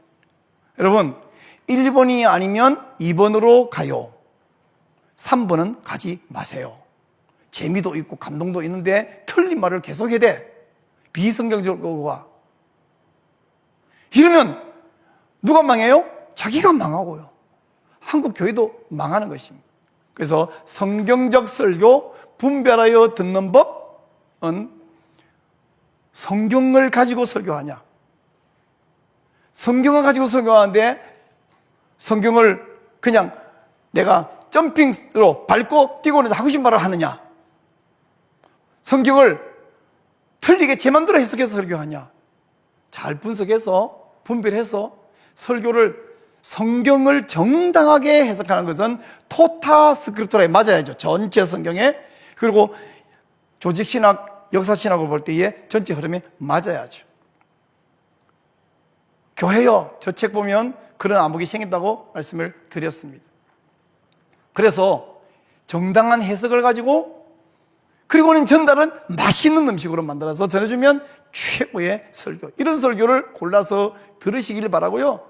아쉽게도 재미있게 감동적으로 혹 전하지 못한다고 하면 맛은 없어도 내용이 건강한 것을 고르시기를 바라고요. 내용은 좀 틀려도 너무 재밌어. 그걸 보려면 유튜브를 보세요. 개그하는 유튜브를. 그거는 아무 해가 없어. 재미만 있지 해가 없어. 근데 틀린 성경 갖고 재미있게 해가 있어요. 성경적인 설교를 들으시기를 바랍니다. 오늘 제 강의는 여기까지만 하겠습니다. 제가 한번 기도하겠습니다. 사랑하신 하나님, 우리에게 말씀을 주셔서 감사합니다. 태초에 말씀이 계시니라, 이 말씀이 하나님과 함께 계셨으니 이 말씀은 곧 하나님이시니라 말씀하신 대로 이 성경, 이 말씀이 바로 하나님이신 줄을 믿습니다. 우리는 수십 년간 설교를 해왔고 설교를 들어왔습니다. 너무 많은 경우에 그 설교가 성경에서 나왔냐, 올바르고 정당한 해석에서 나왔느냐를 따지기보다는 듣기에 내 귀에 달콤하고 재미있고 감동도 되느냐, 내 마음에 드느냐 안 드느냐로 판단해왔던 경향이 있음을 회개합니다. 또한 설교자 가운데서도 우리 청중들이 좋아할 말인가를 기준으로 삼아서 설교를 해왔던 경향도 있음을 고백합니다. 하나님, 우리 한국교회가 살아나고 바르게 되기 위하여 사람들이 좋아할 말이 아니라 하나님이 기뻐하실 말, 하나님이 하고 싶은 말씀, 하나님이 성경을 통해서 주시는 메시지를 분별해내고 조심스럽게 분별한 그 말씀을 오늘 우리 성도에게 필요한 말씀으로 옷을 입혀 전달하는 이런 강단이 회복되게 하여 주옵소서. 이러기 위하여 우리 청중들이 성경적 설교 분별할 줄 아는 은혜와 지혜를 주옵소서. 성경적 설교를 하는 강단에 더 많은 주의 양떼가 모이게 하여 주시고, 그리하여 비성경적으로 감언 이설하는 사람들은 점점 사라지게 하여 주옵소서. 그래서 하나님 이 땅 위에 하나님의 나라가 든든하게 건설되게 하여 주시옵소서. 예수님 이름으로 기도합나이다. 아멘. 네, 여러분 오늘 우리 최광희 목사님 통해서 여러분 설교에 관해서 아주 귀한 강의 이렇게 해주셔서 감사합니다. 지금 이제 설교학 박사님이시고, 그래서 지금 신학교에서 성경에 충실한 설교가 무엇인지에 대해서 여러분에게 아주 짧은 시간에 잘 말씀을 해 주셨습니다. 여러분 반복해서 한번 들어보시고요. 우리 최광희 목사님의 이 강의 잘 듣고 여러분의 영혼의 건강한 그런 설교를 잘 분별하시는 저와 여러분 되시기를 정말 권하고 싶습니다. 특히 성경에 관해서 이렇게 해석과 전달이라는 측면에서 설명을 해주셨고요. 우리가 청중의 자기 필요나 또는 전달력, 감동, 은혜 이런 부분에 주목하는 경향에서 벗어나서 그 설교의 내용이 성경에 근거를 둔 정당한 것이냐, 이게 성경적 정당성 이 부분이 건강성의 핵심이다 이렇게 말씀해 주셨고, 여러분이 혹시 주관적으로 여러 가지 맛이 없거나 또는 재미가 없거나 또는 감동이 없거나 이렇게 해서 청중의 주관적인 기준을 충족하지 못한다고 하더라도 그런 주관적인 필요를 충족하지만 성경에서 어긋나는 불량한 설교가 아니라 조금 감동이 덜하고 은혜가 덜해도 오히려 성경에 충실한 그런 설교를 선택하시는 것이 우리한테 유익하다라는 말씀을 아주 잘 해주셨습니다. 특별히 사실은 설교에 있어서 핵심은 성경을 설교자가 바르게 잘 깨닫고 이해해서 정확하게 하나님의 뜻을 오늘의 상황에 맞게 전달해 주는 것이다 라고 할 수 있습니다. 그래서 사실은 깨달아서 전달하는 이 해석의 과정이 잘못되면은 엉뚱한 게 전달되게 되는 거죠. 그래서 비평이라고 하는 부분들은 성경이 하나님의 말씀이라는 것을 믿고서 전해야 하는데 인간의 글로 자꾸 전하는 거예요. 그러니까 이제 하나님의 말씀의 권위가 아니라 인간에게 유익한 무슨 교훈처럼 이렇게 전하게 되게 되죠. 그러니까 인간의 글로 전하면 내가 감동받으면 듣고 내가 동의 안 하면 안 듣고 이렇게 돼버리지만 살아계신 전능하신 우리의 주인의 말씀이다라고 하면은 그것은 우리의 감동과 은혜와 관계없이 믿음으로 받고 순종해야 할 의무가 있는 것이다 라고 할 수 있습니다. 오늘날 전 세계에 신학에서 가장 무너지고 있는 부분이 성경이 하나 있는 하나님의 살아있는 말씀이고 그 말씀 자체가 우리의 이해와 동의와 관계없이 우리에게 순종의 의무를 부과한다라고 하는 그 권위 있는 말씀이다 라고 하는 것이 이제 사라지게 되는 거죠. 이게 권위가 사라지게 되면 내가 동의하는 것만 받아들이고 이해 못하는 건 이제 안 받아들이고 이렇게 되는 거죠. 우리 제 목사님 말씀하신 것처럼 청중들이 계속 말씀을 대할 때 자기 기준으로 대하게 되면은 이게 청중에 맞추려고 하는 신학이 발달하고 설교가 발달하면서 비평학이 발달했다라고 할 수 있습니다.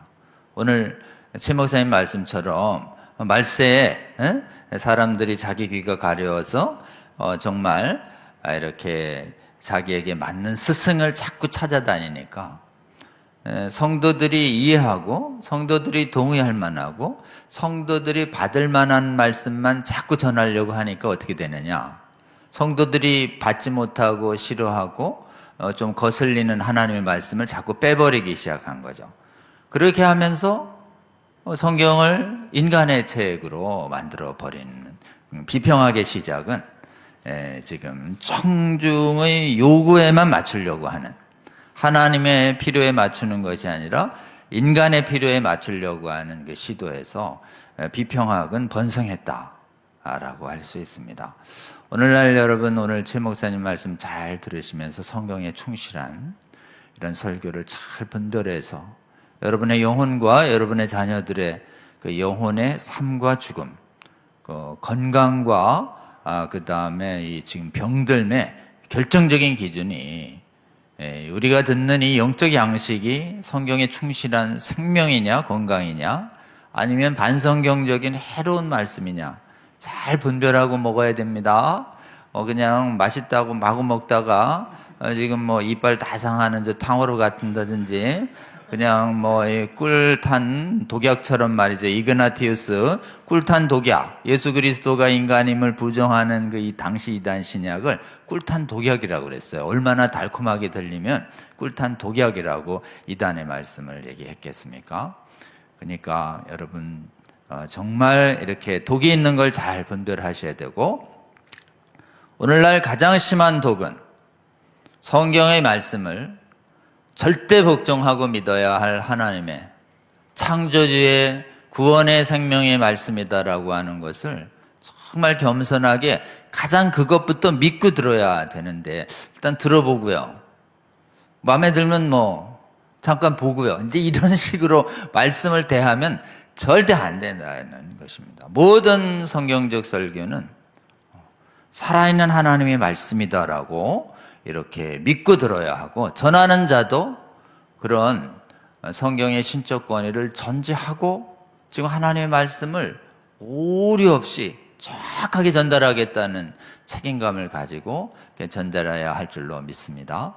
이 성경적인 성경의 신적 권위를 전제하는 설교가 강단에서 회복될 때 지금 말씀에 대한 믿음이 회복되면서 교회가 다시 회복될 것이라고 이렇게 믿고, 오늘날 이 시대에 가장 심각한 이 땅에 오는 하나님의 나라를 가장 심하게 방해하는 것, 가장 막는 것, 그것은 성경을 살아있는 창조주의 절대적인 오류 없는 하나님의 말씀으로 대하지 아니하고 인간의 책으로 자꾸 대해서 성경 말씀 자꾸 설교하는데 바울이 이랬다, 요한이 이랬다, 예수가 이랬다, 이렇게 전하면 안 되거든요. 살아있는 하나님의 말씀인데요.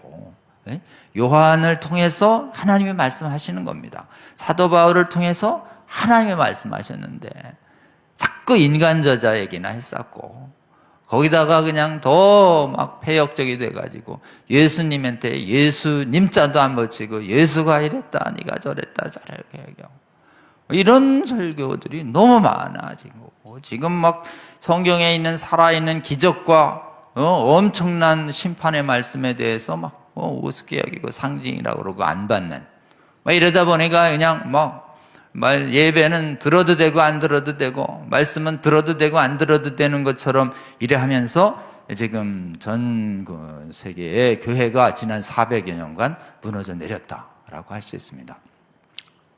여러분, 우리는 하나님 나라를 전파하는 자들이고 수호하는 자들입니다. 제일 먼저 전파하고 제일 먼저 수호해야 할 진리가, 성경은 어미하신, 모든 전능하시고 전지하신, 절대 오류가 없는, 우리가 무조건 믿고 복종해야 할 창조주의 오류 없는 말씀이다라는 걸 먼저 믿고 성경도 읽고 먼저 믿고 설교도 들어야 할 줄로 믿습니다. 자, 이제 우리 오늘 귀하신 강의를 해주신 우리 최광희 목사님께 다시 한번 감사의 박수 올려주시면 좋겠습니다. 여러분에게 이제 좀 공지 좀 하겠습니다. 다음번 강의를 소개해 드리겠습니다. 다음번 강의, 성경의 권위를 세우는 진정한 신학의 회복. 네? 좀 이렇게 친숙한 얼굴이죠, 여러분. 우리 또 성수협의 운영위원이세요. 그리고 조직신학의 큰 권위자이십니다. 백석대. 올해 은퇴하셨는가요? 정말 안타깝지만 계속 현직에서는 은퇴하시지만 계속 은퇴하신 후에도 하나님께서 귀한 기회 계속 열어주시기를 바라고, 다음번에는 성경의 권위를 세우는 진정한 신학, 성경의 권위를 파괴하는 거짓 신학이 있다는 걸 전제하는 거죠. 오늘날 얼마나 이 신학의 이름으로 성경의 권위를 훼손한다라는 것은 하나님 나라를 파괴하는, 하늘에 있는 하나님의 나라는 절대 파괴되지 않아요. 그러나 이 땅의 모형으로 임하는 하나님의 나라는 이 땅의 백성들의 믿음 여부에 따라서 하나님께서 세우시기도 하고 폐하시기도 하고 변질되기도 하고 그렇습니다. 이 땅에 임하는 하나님의 나라를 가장 심하게 파괴하는 거짓 신학 잘 분별해서 이겨내는 거짓과 분별하는 이유는요, 대적해야 돼요. 그리고 하나님 나라를 지키는 건 아주 간단합니다. 하나님 나라에 들어올 게 없는 게 들어와 있잖아요. 쫓아내는 거예요. 아주 간단해요. 거두어내는 거예요. 거짓을 거두어내는 것입니다. 그러니까 하나님 나라의 전쟁은 아주 간단합니다. 거짓을 선포해서 거짓을 나가라고 하는 것이에요. 네가 있을 때가 아니다 여기는, 이렇게 해서 거룩한 에덴에 마귀를 쫓아내듯이, 하늘에서 반역한 천사를 쫓아내듯이 거짓 복음을 전하는 자들을 베어내라, 쫓아내라, 꾸짖고 몰아내라 라고 하는 거 아주 간단합니다. 그냥 안 믿고 쫓아내면 되는 것이에요. 그래야 이 하나님 나라의 교회에 순전한 믿음이, 지금 여기 남겨두면 전부 거짓말로다가 지금 영혼들을 노략질해서 잡아먹거든요. 잡아먹지 말고 더 나가 니들끼리, 이렇게 해가지고 이 안에는 양만 있을 수 있게 늑대들이 존재하지 못하도록 해요. 여기에 하나님의 거룩한 통치가 온전히 임할 줄로 믿습니다. 다음번 강의도 여러분 꼭 현장에 또 필요한 분 와주시고, 그 다음에 또 온라인으로 들어주시는데, 다음번은요 시간을 1시간 앞당겨서 2시로 했습니다. 이유는 제가 4시부터 우리 한 달에 한 번쯤 예병소 강의에 이어서 이제 예병소 계신 분들 위해서 좀 이제 예병소 2기는 제가 지금 신학교 수업이 많아가지고요, 학점을 많이 따야 돼요. 그래가지고 지금 이제 예병소 2기는 9월 달로 개강을 늦춰가지고 9월까지는 한 달에 한 번쯤 여러분하고 성경 읽기 과정을 좀 열려고 합니다. 하원사는 기도하기예요. 성경의 신적 권위를 회복하기 위한 기도하는 것이고, 이제는 이제 성경 공부를 어떻게 하는가에 대해서 우리 예수병사에게 맞는 성경 공부를 여러분에게 한번 전해드리려고 합니다. 이름이 성경 순종 성경 읽기예요. 어떻습니까? 성경 바르게 읽기인데, 바르게 읽기의核심이 성경을 성경에 순종해서 읽어야 된다. 줄여서 성순성이에요. 성순성 읽기. 그래서 성순, 약간 여성 이름 같은 이미지가 있어서 약간 좀 그러신 분이 있는데, 그 의미가 아니다. 성경 순종하는 것이다. 얼마나 좋습니까? 예수님이 지금 율법교사한테 물었어요. 너희는 성경을 어떻게 읽느냐? 너 잘못 읽고 있다. 이런 취지를 전제한 말씀이에요. 그러니까 우리가 성경을 읽을 때 바르게 읽는 방식이 어디에 있냐? 성경에 있어요. 성경에. 성경에 성경을 읽는 방법이 있다. 요게 제 눈엔 많이 보였는데, 그동안 성경 읽는 성경 해석학 책을 보면은 이상하게 아까 말씀하신 것처럼 그게 이제 기본적으로는 성경적인 방법이긴 한데, 성경 읽는 3대 방식이 있어요. 하나가 이제 역사적 배경을 가지고 읽어라. 그 다음에 두 번째는 문학적, 문법적 방법으로 읽어라. 세 번째는 신학적 방법으로 읽어라. 이런 게 이제 있어요. 그 방식은 앞에 역사적 배경으로 읽어라 그러는 거는 이제 저자의 상황을 좀 봐라 이런 뜻이고, 아니 뭐 문법과 어법에 맞아야 되잖아. 장르도 맞고. 이 두 가지 다가 뭐로 출발하냐면 인간의 책을 잘 읽는 방법에서 출발하는 거예요. 요 방식이. 그다음에 신학적 해석으로 읽어라. 이것도 이제 세 가지를 얘기했죠. 전체 성경을 봐라. 성경 신학적으로. 그다음에 교리도 봐라. 조직 신학적으로. 그다음에 교회사도 봐라. 뭐 이런 건데요. 이것들도 다 성경을 바르게 읽는 방법이긴 하지만, 더 근원적으로요, 성경책을 보면 성경을 어떻게 읽으라고 하는 예수님의 가르침과 선지자들의 가르침과 사도들의 가르침이 놀랍게 있다는 거를 제 눈에 많이 보였어요. 그래서 여러분하고 한번 성경의 저자께서 오셔가지고 성경 읽는 법을 성경 창세기부터 계시록까지 오, 성경 그렇게 읽으면 성경이 그냥 뻥 뚫리는. 예수님의 직강이 있어요. 저자 직강. 저자 직강이 성경 곳곳에 있다. 이걸 여러분하고 저는 한번 보고자 하는 것이에요. 그래서 주제가요, 하나님 나라가 성경의 주제예요. 그리고 이 하나님의 나라를 이 땅에 반드시 회복하겠다. 에덴에서 세웠다가 인간이 실패하면서 상실한 이 땅에 임하는 하나님의 나라를 내가 반드시 이 땅에 가져오게 할 거야. 이게 구속이에요, 구속. 이게 하나님 나라긴 한데 하나님 나라를 이 땅에 반드시 오게 하겠다는 게 하나님의 뜻이에요. 그게 성경의 주제입니다. 그리고 그렇게 하겠다고 하나님이 성경 전체에서 맹약을 하셨어요. 언약을 하셨어요. 옛 언약도 있고 신 언약도 있어요. 그리고 그 언약을 그 시행하는 과정에서 보면 하나님의 왕국의 대적자들과 전쟁을 하게 돼 있어요. 전쟁을. 그래서 그 전쟁할 때 너희들 반드시 이기라고 하는 게 주제예요. 그래, 이 성경의 핵심 주제가 이렇다라고 하는 걸 성경 곳곳에서 여러분하고 좀 확인하려고 하고요. 다음에 읽는 목적은 왜 읽어요? 지식이 아니라 믿음으로 믿어서 그 순종하게 하려고 성경을 읽으면 순종하는 것이 승리의 비결이에요. 그래서 성경에 순종해서 읽고 읽은 다음에 성경에 순종해서 성경 순종으로 이기게 하기 위해서 성경을 읽어야 한다.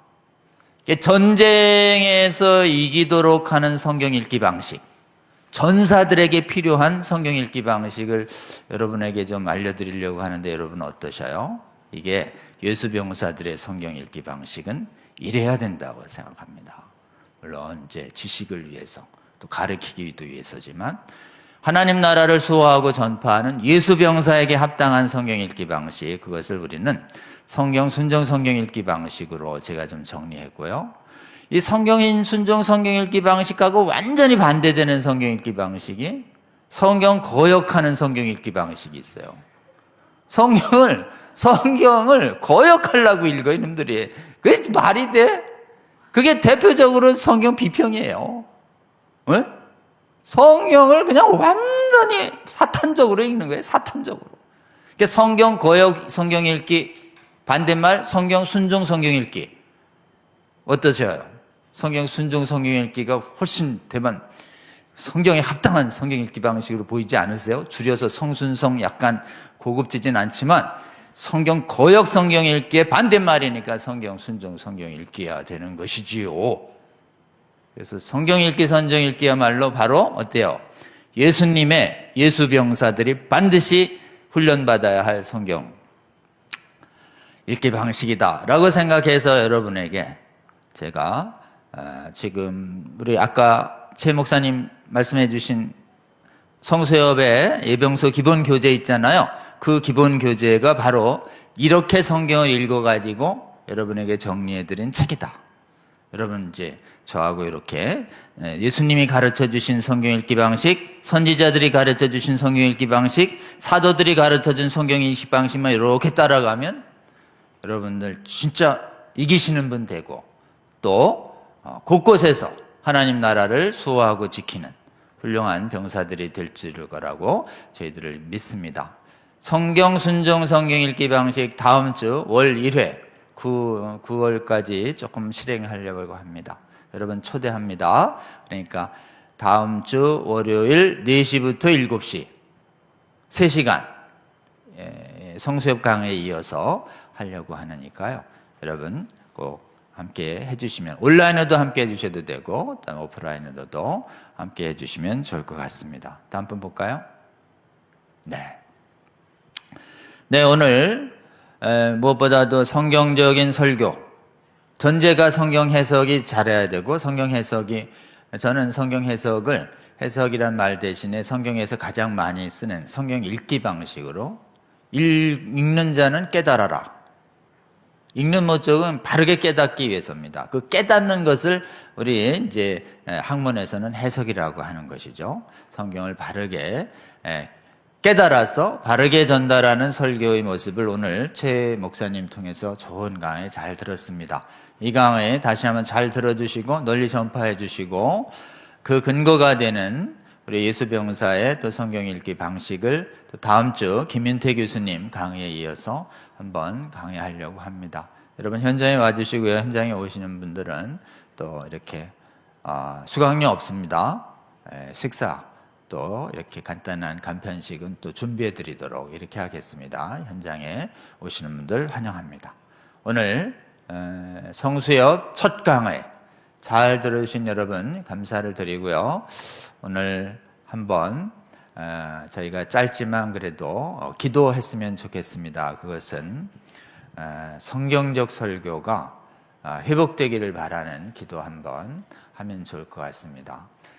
지금 주여 전 세계 주의 몸된 교회에 하나님의 나라가 성경 말씀, 성경적 설교를 통해서 임해야 하는데 성경에 대한 신적 권위를 훼손하는 거짓 신학과 성경을 믿지 않는 거짓 설교자들의 잘못된 설교로 인해서 전 세계 교회의 강단이 황폐해지고 무너지고 생명의 말씀이 전해지지 아니하는 생명 없는 거짓 양식들이 전해지면서 믿음이 오염되고 파괴되고 예배자들과 선교가 다 파괴되는 이런 현실에 오늘 우리가 있습니다. 주여 하나님 우리 한국교회 지켜주셔서 감사하고 한국교회에서 다시 한번 성경에 충실한 성경에 순종적인 생명의 설교가 회복되는 운동 일어나게 해달라고 기도해 주시고 이런 성경적 설교 운동 하는데 우리 지금 최광희 목사님 비롯한 한국의 설교자들을 하나님 붙들어 주시고 활용하여 주시고 거짓된 설교를 대적해서 주의 몸된 거룩한 교회에서 몰아내는 믿음의 전쟁 잘하는 그런 한국 교회, 세계 교회 되게 해 달라고 그리고 우리 최 목사님 또 사역을 축복하여 주시고 앞으로 이 설교 영역에서 성경의 신적 권위를 수호하고 전파하는 용기 있는 하나님의 설교자들이 많이 세워지기를 바라는 마음으로 우리 주여 한번 부르고 한 3분 정도 우리 합심으로 통성기도하고 제가 마무리 기도하고 오늘 일정을 마치도록 하겠습니다. 자, 주여 한번 부르고 기도합니다. 주여 하나님 아버지 오늘 귀한 성경적 설교를 아버지여 들을 수 있도록 분별력을 주시니 감사합니다. 오늘의 상황을 보니 주여 성경에 충실한 설교들이 아버지 너무도 아버지 많이 사라져갔음을 보게 됩니다. 특별히 하나님 성경의 말씀을 하나님의 말씀으로 여기지도 아니하고 인간의 책으로 보고 아버지 하나님의 말씀을 아버지여 생명의 말씀을 전하는 초점 맞지 아니하고 아버지여 청중들의 인간적인 요구에 맞추는 아버지여 잘못된 설교들이 주여 전 세계 수많은 주류교회 아버지여 설교단들의 생명의 말씀이 사라져가고 오염되었음을 우리가 보게 주님 성경적 권위를 회복하기 위한 성수의 운동이 한국에서 일어나게 하여 주시니 감사합니다. 주여 무엇보다 더 이 운동이 일어나고 성경적 설교 운동이 일어날 수 있도록 주여 도와주시옵소서. 용기 있게 아버지 강단에서 이 성경적인 설교와 있다는 것을 알게 하여 주시고 주여 성경의 신적 권위를 교묘하게 하면 잘못된 설교를 분별하는 운동이 일어나게 하여 주시고 오직 한국교회와 세계교회의 강단에서는 아버지여 하나님의 말씀을 가감없이 전하는 성경에 충실한 설교가 회복될 수 있도록 도와주시고 아버지 거짓된 설교와 대적하는 믿음의 선한 싸움이 설교 영역에서도 일어날 수 있게 하여 주시고 이 아버지여 성경의 신적 권위를 세우는 설교 운동에 최광희 목사님 비롯한 한국의 아버지여 충실한 주의 종들을 활용하여 주셔서 주여 설교 영역에서도 믿음의 선한 전쟁이 일어나게 하여 주시고 예수의 군대들이 일어나게 하여 주셔서 주여 이런 성경적 설교를 통해서 거짓된 설교를 분별하는 능력이 한국교회 세계교회 성도들을 갖추게 하여 주시고 깨어난 아버지여 주의 성도들이 성경적 설교자들을 초대하고 비성경적인 설교자들을 설교단에서 내쫓음으로 말미암아 주여 주의 몸된 교회가 온전히 생명의 말씀이 선포되는 강단이 될 수 있도록 설교단을 지켜주시고 설교단을 회복시켜주시고 설교단을 지키고 회복하는데 한국교회 세계교회 귀한 성도님들을 활용하여 주시기를 원합니다. 아버지, 우리 정하이 목사님의 사역을 축복하여 주시고 아버지여, 한국의 수많은 설경적 충실한 설교학자들이 믿음의 전쟁을 하는 설교학 논문을 쓰고 강연을 하고 아버지여, 설교단이 생명의 말씀으로 세워지는 설교단으로 다시 세워서 아버지여, 주의 백성들의 영혼이 다시 한번 메마르지 아니하고 살아나도록 하여 주시고 아버지여, 이 성경적인 설교를 통해서 주의 나라를 지키고 전파하고 확장하는 주의 용사들이 세워지는 귀한 아버지 성경적 설교 운동이 일어날 수 있도록 주여 도와주시옵소서. 하나님 감사합니다. 오늘은 특별히 성경적 설교, 하나님 회복에 관한 귀한 말씀 주셔서 감사합니다. 믿음의 눈으로 보니 전 세계 수많은 주류 선진국교의 설교가 성경에서 어긋나고 하나님의 엄중한 구원의 말씀을 전하는 것이 아니라 인간의 필요에 맞춘 설교와 그리고 성경의 신적관을 훼손하는 거짓 신학으로 말미암아 아버지 설교단에서 생명의 설교가 사라지고 주여, 그 결과 교회마다 예배자들과 선교 역량이 다 파괴되고 신학교마다 거짓 신학이 판치는 참혹한 상황이 된 것을 저희들이 봅니다. 주께서 은혜 주셔서 한국교회 강단에 한국교회 신학교에 성경적인 설교학이 남을 수 있도록 그루터기처럼 남겨주시니 감사합니다. 주여, 은혜 베풀어 주시옵소서. 그리하여 이제 설교단에서 거짓된 설교를 대적해서 성경적 설교를 회복시키는 거룩한 믿음의 전쟁이 일어날 수 있도록 주여 은혜 베풀어 주시옵소서. 그리하여 하나님, 정말 성경적인 설교가 무엇인지 강단에서 힘있게 선포됨으로 말미암아 주여, 잠자고 있고 미혹되어 있던 수많은 한국교회 세계교회 성도들 깨어날 수 있도록 도와주시고 깨어난 성도들이 성경의 충실한 설교를 분별함으로 말미암아 하나님의 말씀을 잘못 전하는 잘못된 설교를 바로잡게 하여 주시고 의도적으로 하나님 정말 미혹된 설교를 전하는 자들을 분별하며 대적하며 주의 몸된 교회를 거룩하게 방어하는 일에 한국교회와 세계교회 성도들 깨어나 일어나 주의 하나님의 나라를 지키고 전파하는 주의 용사들이 세워지게 하여 주시옵소서. 우리 최광희 목사님 비롯한 한국의 성경적인 설교자들을 다시 한번 더욱더 성령에 충만하도록 깨워주셔서 설교학 분야에서 믿음의 전쟁이 일어날 수 있도록 주여 도와주시옵소서. 우리 최광희 목사님이 앞으로의 사역을 더욱더 기름 부어주시고 하나님 나라를 지키는 설교자로서 귀하게 사용하여 주시옵소서. 이 강의를 함께한 하나님 성수협의 수많은 성도들도 이 설교 강단을 지키고 보호하는 일, 하나님 이 귀한 사명 저희들이 받았음을 알게 하여 주시고 하나님 설교단에서 온전히 가감없는 성경적 설교가 될 수 있도록 기도하는 가운데 주님, 주의 몸된 교회 귀한 강단을 잘 지켜내는 한국교회 세계교회 성도들 될 수 있도록 주여 도와주시고 세워주시고 함께하여 주시옵소서. 오늘의 강의를 함께해 주신 하나님 감사합니다. 하나님 이후 일정에도 주님 함께하여 주시옵소서. 예수님 이름으로 기도합니다. 아멘.